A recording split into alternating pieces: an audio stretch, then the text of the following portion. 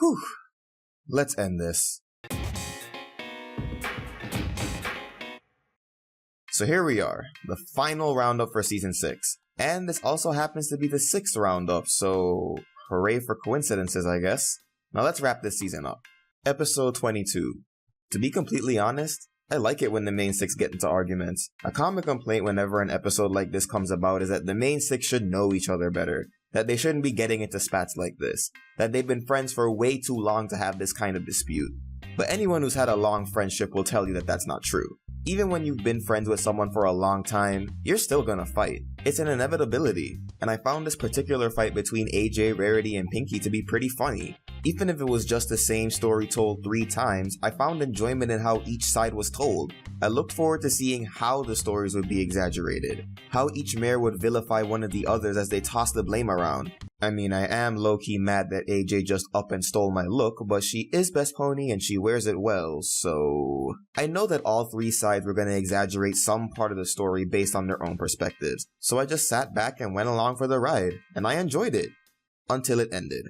The real reason for why the boat crashed felt like it came out of nowhere. Even the episode itself pointed out how much of a stretch this was. I think the whole bunyip thing would have been easier to swallow if we had a little more build up to its reveal, either through flashbacks or through how Twilight reacts to the story. So the ending wasn't really all that good, but it wasn't bad enough to completely tarnish the rest of the episode for me, and I had a good time with it. Episode 23. You know, it's hard being an Applejack fan. Compared to the rest of the main 6, I feel that AJ's best appearances lately don't come from her own solo episodes, but rather in episodes where she shares the spotlight with another character, or when she plays more of a supporting role. There really hasn't been a solo AJ episode in recent years that I can show to a friend and say, this right here, this is why I like AJ. Until this episode came out. I tend to get confused reactions when I tell someone that I think AJ is one of the funniest characters in MLP, and this episode pretty much explains why I feel that way. It's fun to see how she reacts when things aren't under her control, and the events of this entire episode are pretty much that.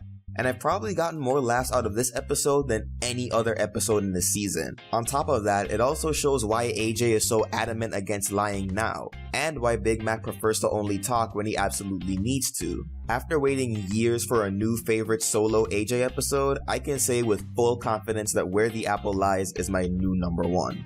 Episode 24. So, we got our 3rd and final map episode for the season, and it was alright. This is probably the episode that I have the least to say about because it doesn't really do anything for me for better or for worse. I watched the episode on a live stream with some of my friends, and while they all had a lot of positive reactions to the story and characters, I just sat there. Vapor and Sky Stinger are cute, I guess, and the lesson at the end was nice. Everything was there, and I definitely see why people like it, but for me, I just couldn't get with it. Episodes 25 and 26. Oh geez, here we go. I've gotten question after question about this episode in particular because of the new changeling designs. It got to the point where I had to close my ask box on Tumblr so I could not only give myself a chance to breathe, but also avoid spoilers. But honestly, in the grand scheme of things, the new designs are tertiary to the episode. So before we get to that, I'm gonna talk about the stuff that's, you know, actually important first. First off, I think it's pretty refreshing to have a 2-parter where none of the main 6 are the focus. I mean, come on. We've had 9 2-parters prior to this, and we've been with the main 6 for almost 150 episodes. Is one 2-parter where they aren't in the limelight really gonna kill us? I don't think so. I'm open to the idea of characters other than the main 6 carrying a finale. Yes, I am aware of how big of a risk it is, but I think it definitely paid off here. The episode did a good job at setting Starlight apart from Sunset Shimmer, a character that Starlight is often compared to. While both characters realize that they've done something wrong and want to be better, Sunset put herself out there and tried to embrace friendship despite an adverse reaction from others, whereas Starlight was too afraid to put herself out there because of a reaction she anticipated from others. This was a great test for Starlight to not only come into her own as a character, but also for her to let go of using magic as a crutch to solve all her problems. Between No Second Francis and every little thing she does, I had a feeling that Starlight's need to let go of her over-reliance on magic would be put to the test eventually, and I'm glad to see that arc come to fruition here. Instead of using her crutch, she's forced to rely on her own intuition and the unique skills of her friends. Speaking of whom, I love the chemistry in Starlight's team, especially between Trixie and Discord. Everyone bounces off of each other so well, which makes them an interesting group to follow. I'd love to see these four team up again in the future. I was also pretty satisfied with the ending. I saw it as a better version of what the Times They Are a Changeling tried to do with its own ending. In that episode, the Crystal Guards simply accept Spike's word and believe him without question. But in the finale, when Starlight tries to explain the idea of sharing love to the changelings, Thorax actually shows them that the concept works. Instead of being expected to take Starlight on her word, the changelings are given concrete proof of what she's talking about. It's kinda hard to question the validity of an idea when it's shown to you plain as day that it works. And best of all, it wasn't ruined by a god-awful, misplaced song. And in spite of all of this, Chrysalis, who was amazing in this episode by the way, chose not to reform, and I'm actually happy about that. Since Chrysalis has rejected this new idea of sharing love, this now creates two factions of changelings. As far as the show is concerned, it was never explicitly stated how new changelings are born, so Chrysalis could possibly return with a new hive. Hopefully this is setting her up to be a recurring villain and not just setting her up to be reformed later instead of sooner. Seriously, please don't let that be the case. So, now we come to the new designs. They're nice.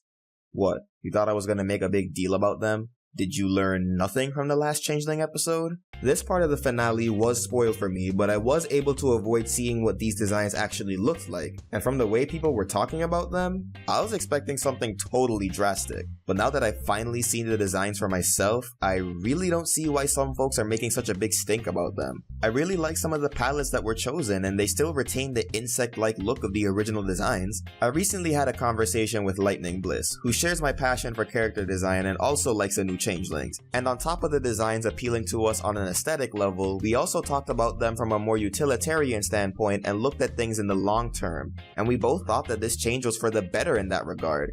Think about it. With the changelings being allies to Equestria now, we're going to be seeing them more often. That whole everyone looks almost the same thing may work for characters that rarely ever appear, but if we're going to have these guys show up more regularly, something had to change. With the old changeling designs, there was very little variety in body types and colors. Hell, the main reason why I don't draw my OC in the show style and made up my own rules was because the show's design was very limiting. Now we have more opportunities for more individualized characters. I'm not saying I won't miss the old design, and I have grown fond of it, but I'm glad that these new designs are here, and I'm looking forward to seeing the changeling show up in future episodes. So does that mean we have to have a design change too?